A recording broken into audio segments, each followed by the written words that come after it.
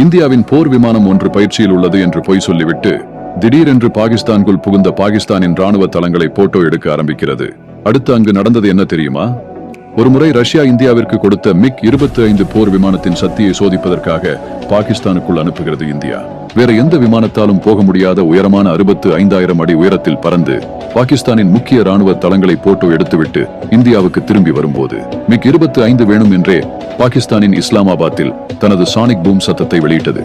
இந்த விஷயம் பாகிஸ்தானுக்கு தெரிந்த அந்த விமானத்தை பாகிஸ்தான் எல்லை தாண்டுவதற்குள் அழித்தாக வேண்டும் என்று தனது அட்வான்ஸ் போர் விமானங்களை அனுப்பியும் எந்த விமானத்தாலும் 40,000 அடிக்கு மேல் பறக்க முடியவில்லை.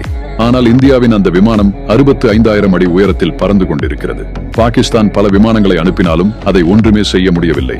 ஏனென்றால் அந்த விமானத்தை உருவாக்கிய நாடுதான் ரஷ்யா.